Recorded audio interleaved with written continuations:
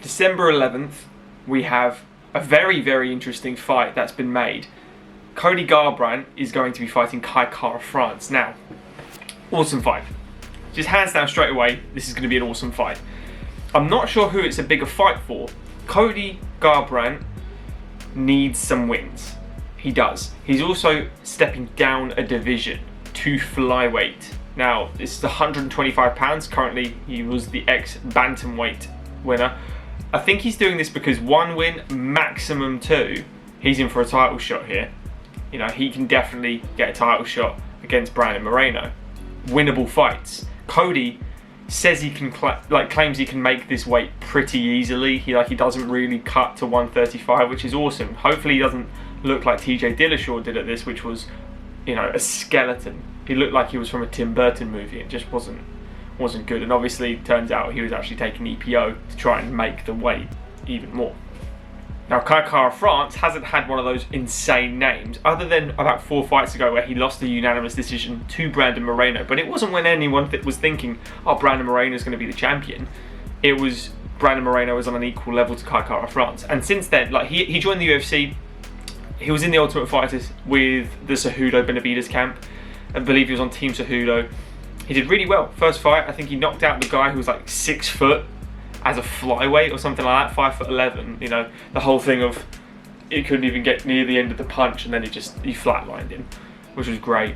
He didn't win the competition or anything. He went back to Thailand, did some more fights. The UFC called him. You know, he kept winning. If you keep winning, the UFC will call you. Comes back, wins the first 3 fights in his UFC career, which were awesome. You know, Kai Kara, he's such a nice guy as well. He's part of that city kickboxing camp over in New Zealand with Israel Adesanya, Brad Riddell, Dan Hook is there. So it's not like he's not got anyone around him that's at the level of world champion. He's got arguably the best champion at the moment, or the most fun to watch, essentially, anyway.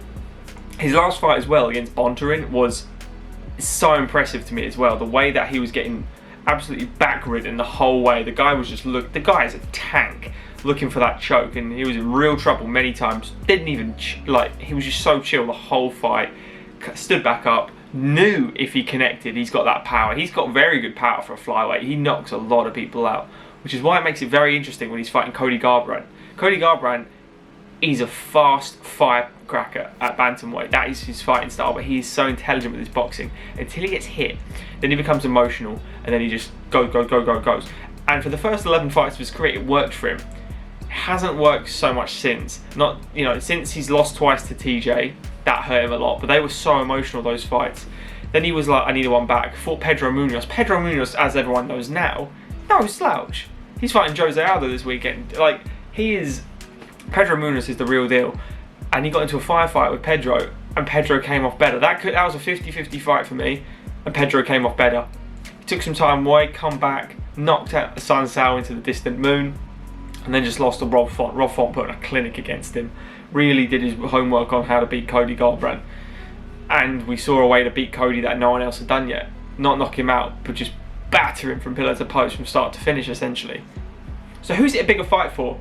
I'm going to argue and say it's a bigger fight for Cody, because if Cody loses this one, that's 4 in the last 5 he's lost, which is insane. Kai Kara goes on a win-loss in the last 4 fights. So it's his first fight against someone high-status ex-champion as well, in the sense of Cody Garbrandt. It's a tough fight for Kai Kara. Let's not take anything away. Cody is elite. He's an elite level fighter. Kai Kara is 1 step under for me at the moment, and I love Kai. He was my favourite on that season, for instance. I've got a lot of buddies that like Kai as well, a lot of Kiwis. I'm going to go with Cody on this. I think it is going to be a firefight. I think it is going to be someone's going down. I can see someone getting lights out in this fight for sure.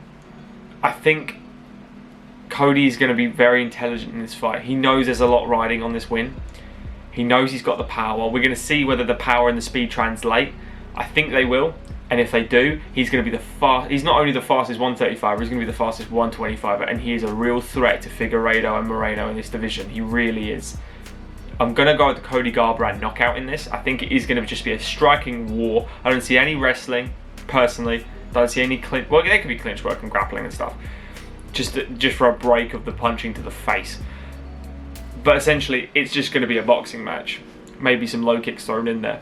Kickboxing match. Let's go with that. What do you guys reckon? You reckon Kai actually can do this? Because if he does, Kai's right up there for a title shot. One win away potentially, and he goes against Moreno.